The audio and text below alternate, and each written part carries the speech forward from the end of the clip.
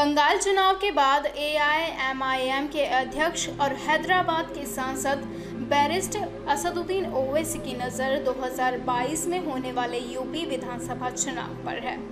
जय भीम जय मीम का नारा देने वाले ओवैसी की मंशा यूपी में बसपा से गठबंधन कर दलित मुस्लिम गठजोड़ की थी, लेकिन बात नहीं बनी। ओवैसी का परिवार हमेशा से मुस्लिम पॉलिटिक्स करता आया है।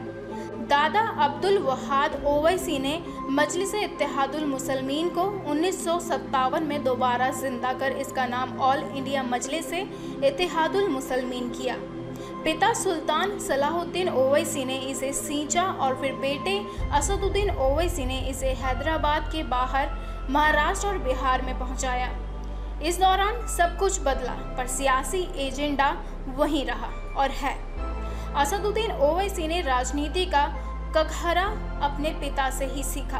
उनकी पार्टी पर सांप्रदायिक होने के आरोप भी लगे, लेकिन इससे पार्टी की विचारधारा पर कोई असर नहीं हुआ। वहीं बिहार विधानसभा चुनाव में 5 सीटें जीतने के बाद कहा यह जा रहा है कि एआईएमआईएम मुसलमानों की राष्ट्रीय स्तर की पार्टी बनकर उभरी है और इसके अध्यक्ष असदुद्दीन ओवैसी समुदाय के सबसे बड़े नेता के रूप में सामने आए हैं।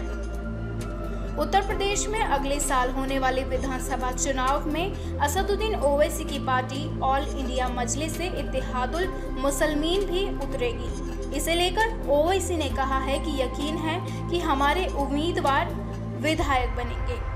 एआईएमआईएम प्रमुख असदुद्दीन ओवैसी ने कहा है कि उत्तर प्रदेश में पहले के मुकाबले 50 से 55 जिलों में हमारा संगठन मजबूत है। यकीन है कि हमारे उम्मीदवार विधायक बनेंगे।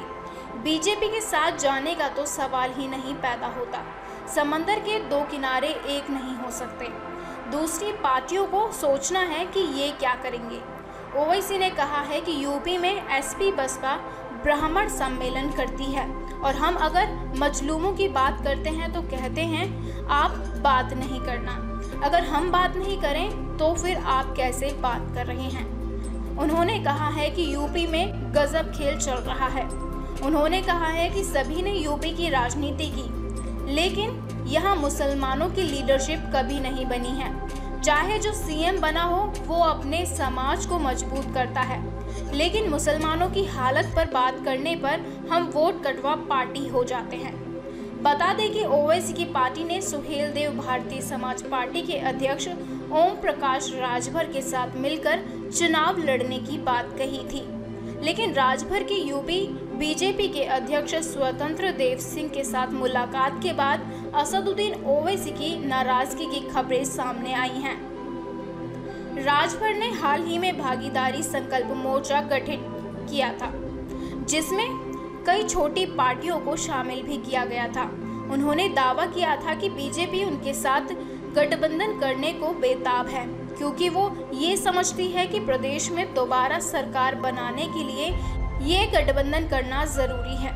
सांसद असदुद्दीन ओवैसी की अगुवाई वाली एआईएमआईएम ने उत्तर प्रदेश में आगामी विधानसभा चुनाव में 100 सीटों पर प्रत्याशी उतारने का फैसला किया है। सुबह सपा ने साल 2017 का विधानसभा चुनाव बीजेपी से गठबंधन कर लड़ा था और 4 सीटों पर जीत हासिल की थी। साल 2019 में मतभेद होने पर ये पार्टी बीजेपी से अलग हो गई थी। ओवैसी का कहना है कि हमने कभी और कहीं पर ये नहीं कहा कि एआईएमआईएम मुसलमानों की ही पार्टी है। ये सही बात है कि मुसलमानों के सबसे ज़्यादा मुद्दे हैं। इस वजह से इन मुद्दों को जब कोई नहीं उठाता है तो हमको उठाना पड़ रहा है। अगर दूसरी पार्टियां मुसलमानों के मुद्दे उठाती हैं तो मेरे विचार में हमारी पार्टी को वो स्पेस ही नहीं मिला होता है। असदुद्दीन ओवैसी अक्सर संसद में मुसलमान समुदाय से जुड़े मुद्दे उठाते हैं, चाहे वो बाबरी मस्जिद पर फैसले का मुद्दा हो या लव जिहाद का मुद्दा हो या फिर नागरिकता संशोधन कानून और एनआरसी का। उनकी आवाज़ संसद में गूंजती है और अक्सर दूसरे नेताओं की तुलना में वो बेहतर तर्क देते सुनाई देते हैं। वो बेपाक तरीके से खुलकर बोलते दिखते हैं, लेकिन ये भी सही है कि एक तरफ आम मुसलमानों की पार्टी की लोकप्रियता बढ़ रही है तो दूसरी तरफ मुस्लिम समाज के एक बड़े तबके में इससे चिंता भी है। क्योंकि बहुतों का मानना है कि ओवैसी बीजेपी की दूसरी पार्टी है, वो बीजेपी के लिए काम कर रहे हैं। ओवैसी इन दिनों यूपी में खुद को मुस्लिमों का सच्चा हमदर्द बताकर सियासी तार ठोक रहे हैं। आपकी क्या राय है इस बारे में हमें कमेंट करके जरूर बताइए। ब्यूरो रिपोर्ट, नेशनल खबर।